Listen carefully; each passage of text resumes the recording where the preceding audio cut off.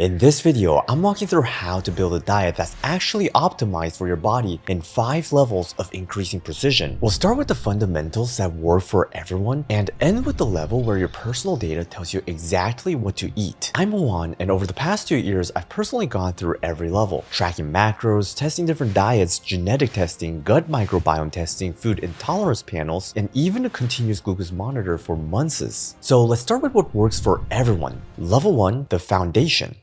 Most people start with calories, but that's the wrong place to start. You need a body composition target first. So set your goal. The default measuring stick most people use is BMI, and it's mostly useless, but not entirely. A major study in 2015 found almost no association between BMI and death rate, all the way up to a BMI of 30. That's technically obese and sounds like great news until researchers went back and looked at why. The data was contaminated. Heavy smokers have low BMI but die early, and the frail and chronically ill also have low BMI. So when they isolated healthy non-smokers, picture changed completely. The healthiest range of BMI landed in between 20 and 22. Adjust for the fact that women naturally carry more body fat than men, and optimal BMI lands at 21 to 23 for men and 19 to 21 for women. I'm 173 centimeters, 68 kilos, which converts to BMI of 21.4. That tells me I still have room to add more muscle. Now, if you know your current body fat, that's even better. For men, aim for 10 to 15%, for women, 18 to 25%. And if you don't know your current body fat percentage, get a DEXA scan once to know your real starting point, then track the trend by weighing yourself every morning before eating or drinking on a smart scale. Though instead of focusing on accuracy, watch the trend over the week because that's the most important part, not the daily number. Once we have this data, we now set our calories. Once you have a specific goal in mind, the calories fall into place. But how much protein, fat, and carbs should you eat for optimal health? Let's start with protein. So if you're bulking,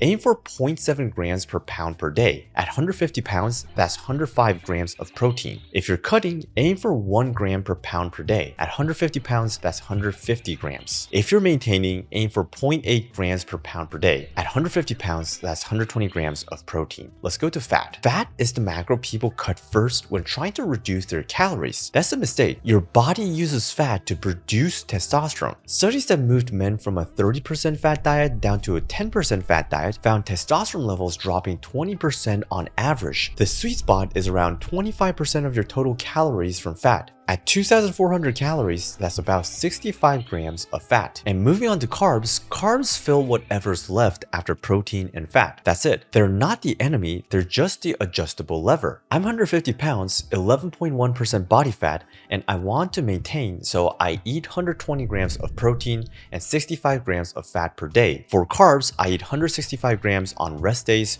280 grams on normal training days, and 440 grams on my long run days. But numbers are only half of it. You can hit every macro perfectly and still wreck your recovery with a few bad habits. First, we need to look at food quality. Eat at least 80% of your calories from whole foods, with the other 20% being a little more flexible. That said, the 20% still needs standards. If the ingredient list reads like a chemistry exam, it shouldn't be part of your diet. Second is meal timing. Your biggest meal belongs earlier in the day. I have the data on this personally. When I eat a big meal close to my sleep time, my HRV drops, my resting heart rate increases, my deep sleep score drops, and I wake up feeling like I didn't rest at all. The swap I made is swapping breakfast with dinner. So rice, chicken, and vegetables for breakfast and yogurt, fruit, eggs for dinner. And we want to stop eating at least 4 hours before bed. That window is what lets your body switch from digesting to recovery mode. Also, if you want to avoid the food coma and brain fog that usually follows after a heavy meal, 1 tablespoon of apple cider vinegar in water before you eat solves that problem. It slows how fast glucose hits your bloodstream so you don't spike and crash afterwards. I do this before lunch every single day. Third, cut your toxin loads. Switch to reverse osmosis, ditch anything that's Teflon related, and use stainless steel, cast iron, glass, or wood instead. And also switch to non-toxic cleaning products. I personally use Blue Land products, and just a note, I'm not sponsored by them at all. And fourth, we got supplements. Some nutrients are almost impossible to get enough through food alone. The basic stack I recommend is on the screen, so full breakdown linked below. And that's level 1. Everything here applies to everyone equally. Same targets, same rules, but when we're trying to build a perfect diet, that's actually the limitation. Two people can follow all of this identically and get completely different results. Not because one of them is doing it wrong, but because their genetic responds differently to the same foods. So level 2 is the genetic test. The test I use is the 3x4 genetics. A quick note, I'm not sponsored by any of these companies. I'm just sharing what I personally used. That said, out of everything it tested, 4 results actually changed how I eat. The first is caffeine. Your genetics determine how fast your body clears it. The gene you're looking for is CYP1A2. I tested as a fast metabolizer, so my cutoff is 4 p.m. But if you're a slow metabolizer, coffee at 2 p.m. is a guaranteed worse night's sleep. So instead, finish your caffeine by noon the latest. Next, we have our lactose gene. Your MCM6 gene controls whether your body keeps producing lactase. This is the enzyme that helps you break down dairy,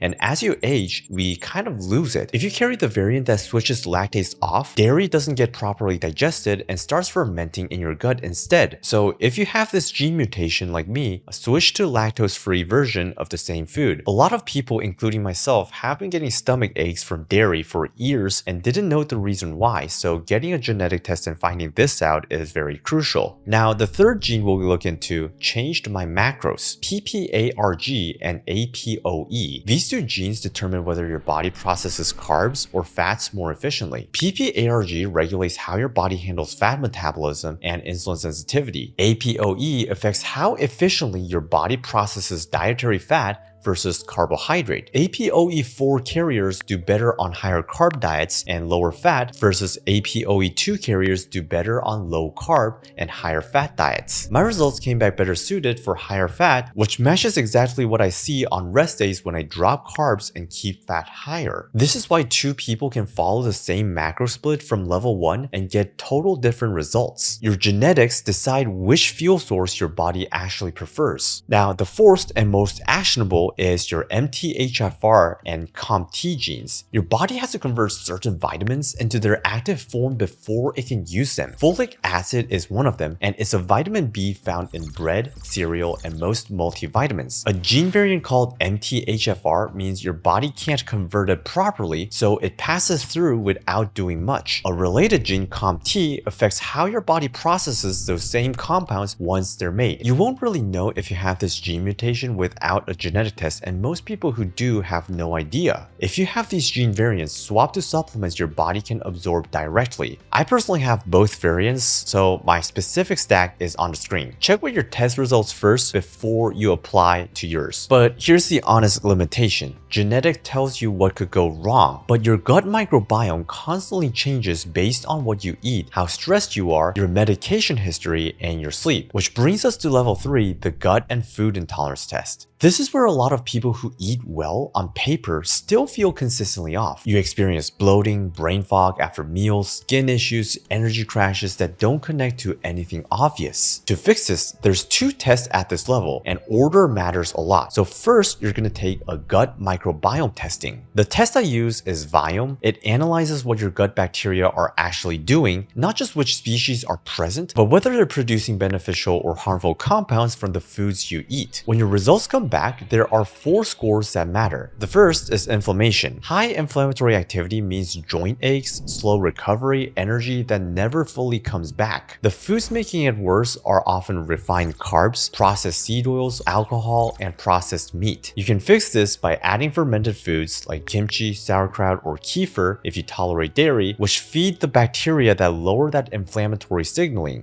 The second is butyrate production. Without enough butyrate, it causes bloating, brain fog, and random inflammation that doesn't connect to anything obvious. The fix is eating cooked and cooled rice, less ripe green bananas. These foods feed the specific bacteria that make it so your gut produces more on its own and your gut lining stays protected. And third is your gut lining health. Your gut wall is supposed to act as a filter, letting nutrients through while keeping everything else out. When it gets compromised, that filter starts leaking eating. Particles slip into your bloodstream that were never meant to be there, and your immune system fires at things it was never designed to fight. This causes the random skin flare-ups and the feeling of being inflamed for no good reason. Here, what we want to do is remove the main irritants. First, alcohol and highly processed foods, and then we want to support the lining with bone broth, collagen, zinc, or L-glutamine. And fourth is microbiome diversity. The more diverse your gut bacteria, the more resilient you are to stress, illness, and dietary change. The American Gut Project studied over 10,000 people and found that those eating more than 30 different plant types per week had significantly more diverse microbiomes than those eating fewer than 10. Herbs, spices, nuts, and seeds all count. The simplest way to hit 30 is to eat a vegetable soup plus fruit and nut bowl every day. My recipe is up on the screen, but here's the important part. I just told you to eat more plants, but for some people, specific plants are exactly the wrong call. Broccoli causes issues for people whose bacteria converts into sulfide gas. Spinach is problematic if your gut has low oxalate metabolism. The gut test flags these specifically, so use the soup as a starting point, then adjust based on what your results actually tell you. The second important test you should do is food intolerance testing. Once you have your gut baseline, run a food intolerance test. I use Everlywell. It's a simple finger prick at home and it covers 96 common foods. One caveat before you start though is that food sensitivity test is not a perfect science. A reactive result doesn't automatically mean a food is causing problems, so treat it as a hypothesis. The elimination process is what confirms whether it's real or not. So here's how you're going to use the results. Remove the highest reactive foods first. You're going to do one food group at a time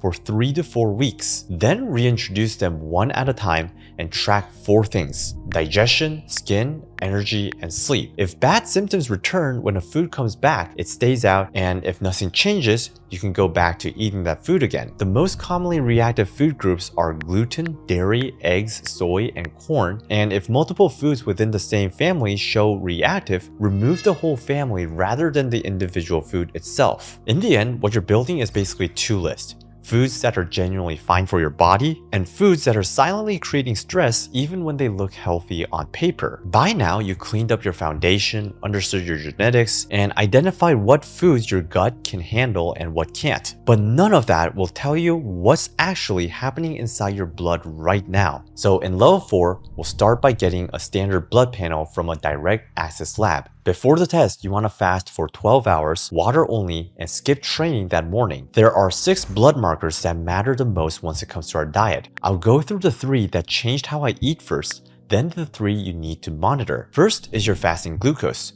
You want this below 85. Above that, and your body is struggling to clear sugar from your body after meals. Over time, that damages your arteries, kidneys, and your eyes years before you feel anything. My glucose came back elevated despite all the running I do. That told me the problem wasn't how many carbs I was eating, it was when. Your body handles carbs well on training days, but it handles them poorly when you've been sitting all day. So this is where I matched my carbs to my activity levels. On days I run 2 hours, I eat 450 grams of carbs. Regular training days, 280 grams. Rest days, just 165 grams. The second blood marker you need to look into is your HSCRP. This measures how inflamed your body is. The 2 biggest drivers of inflammation are processed seed oils and refined carbs. But even when eating clean, I noticed my inflammation crept up every time I was in a bulk. More food means more metabolic stress, regardless of the quality. So it's not just what you eat, it's how much you eat. Additionally, this is where you can optimize your inflammation markers by swapping foods to wild-caught fish, grass-fed meat,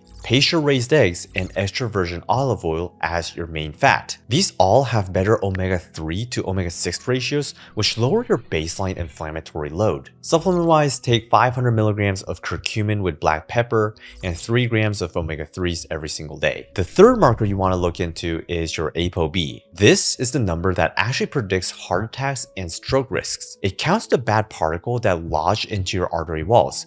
Too many over too many years and they build up. You want it below 80. If it's elevated, shift your fast to olive oil and avocado over butter and coconut oil, and add soluble fibers like oats, beans, and lentils. Also, take 500 milligrams of berberine before your heaviest meal. And fourth, we have our triglycerides. When you eat more carbs or sugar, than your body can actually use, your liver converts the excess into fat and dumps it into your bloodstream. That fat is what triglyceride measures. You want them below 100, the same way elevated ApoB does. The carb timing fix from the glucose section usually brings this down on its own. The fifth marker you need to look into is testosterone. Low testosterone means low energy, poor recovery, low muscle mass, and declining motivation. But there's 3 fixes around this. 1. Keep dietary fat above 60 grams every single day. Drop below that and hormone production suffers regardless of everything else. 3 pasture-raised eggs and half an avocado are non-negotiable in my meals. Second is zinc. If you're not regularly eating red meat, shellfish, or pumpkin seeds, you're likely low. I take 50 milligrams of zinc picolinate, 3 milligrams of boron, and cycle 300 milligrams of ashwagandha every single month. And the last thing that tanks testosterone is low vitamin D. If you're below 75 nanomoles per liter, your hormone production suffers regardless of everything you're doing. Take 2000 IU with vitamin K2 every day with your fattiest meal. One thing that will make every marker in this level easier to hit is optimizing your cooking method as well, because this determines how much of that nutrient actually reaches your blood. You can eat all the right foods and still come up short on key micronutrients just from how you're preparing them. The same egg, same steak, and the same serving of broccoli cooked differently, you can lose most of the value before it even gets to you. So first, we want eggs. Scientists compared boiled, poached, scrambled, and fried eggs. The difference came down to this compound called AGES. Boiled and poached had the lowest AGES, fried spiked the highest, but if you're scrambling or frying the eggs, add lemon juice before cooking, it slows AGES formation by about 20% and makes the eggs fluffier. Now, vegetables are trickier because there are 2 competing problems. They contain oxalates that block mineral absorption, cooking reduces those, but heat also destroys fragile vitamins, so the method matters a lot. Boiling vegetables cuts oxalates up to 30 to 87% depending on the vegetable, but it also leaches 50 to 73% of micronutrients into the water. Baking and roasting destroys almost all the oxalates, but it also reduces all the micronutrients as well. Steaming is the only method that does both reasonably well, moderate oxygen reduction, and only 9 to 15% of mineral and vitamin loss. What I do personally is steaming broccoli, cauliflower, carrots, onions, garlic, pepper, shiitake mushrooms, and ginger, then blend it into a soup and reheat it throughout the week. And contrary to what most people assume, microwaving actually preserves over 90% of the nutrient profile. So optimize your cooking method and retest the full panel every 90 days while you're adjusting. Once everything is in range, every 6 months is enough. Now, at this point, I thought I had my diet dialed in. Clean foods, good timing, hitting my targets. Then I started using a continuous glucose monitor and saw something I didn't expect. One night, I ate dinner at a restaurant. It was nothing crazy, it was just a normal meal, but I ate it fast and I ate it late. My glucose hit 181. For context, anything above 140 is where your body starts accumulating damages that show up in your blood panel years later. And over the time of using a continuous glucose monitor, here's what it taught me. Eating speed matters as much as what you eat. My 181 spike wasn't just from the food, it was from eating fast, and when you eat quickly, you overwhelm your body's ability to process glucose. The same meal eaten over 30 minutes produces a meaningfully lower spike than the same meal eaten in 10. Exercise is a glucose sink. On days I trained, my post-meal glucose stayed 20 to 30 points lower for the exact same meal. Training makes your muscles pull glucose out of your blood faster, and the effect lasts for hours. If you're going to eat your biggest carb meal, eat it after you train. Food order changes everything. Research in Nature Medicine confirmed what continuous glucose monitor users have been seeing for years. Eating proteins and vegetables before carbs lower the glucose response. The protein and fiber slow down how fast food moves through your stomach, so glucose enters your blood gradually instead of all at once. For any meal, eat proteins first, vegetables second, carb last. Now, some food combinations make it worse. High sugar fruit right after a heavy protein or fat heavy meal is one of the worst. The fruit ferments while the protein is still being processed. That's where bloating happens and your glucose responds to that. Eat fruit on its own or before a meal, never after. Refined carbs after high fat is another one. Pizza is the classic example. The fat doesn't blunt the spike, it just delays it by 2 hours. And some healthy foods will surprise you. Whenever I eat oatmeal, sushi, or certain fruits, it would spike significantly. Not because the food is bad, but because how it's processed, timed, or combined. You will find at least 2 or 3 foods you think are safe that are quietly pushing you into the 150s or 160s. The continuous glucose monitor finds that,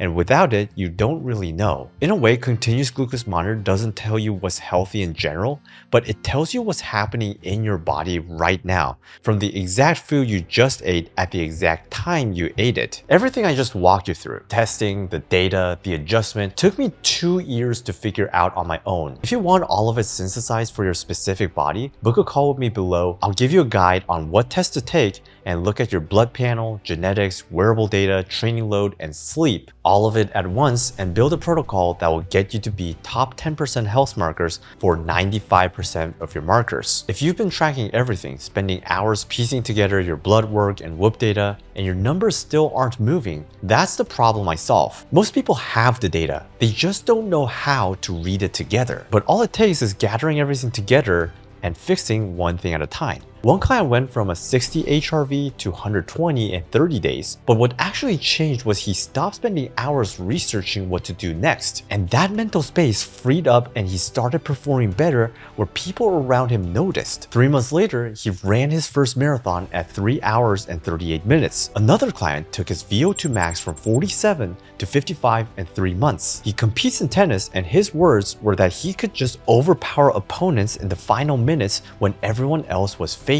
Resting heart rate from 68 to 58, pace of aging down to negative 0.9 times, all while maintaining strength. After 9 days, your markers are going to be in the top 10% for your age, but what you'll actually notice is the six-pack, the athletic performance, and every other area of your life will improve when your body is running the way it's supposed to. And if we can't get your markers to the top 10%, meaning you're not waking up with more energy, thinking more clearly, recovering faster, we keep working with you until they do. And because this is highly personal, I'm only going to work with a few people. If you're open to learn more, click the link in the description and book a call with us, and I'll see you inside. YouTube thinks you might like this video, so go check it out, and I will see you in the next one. Peace.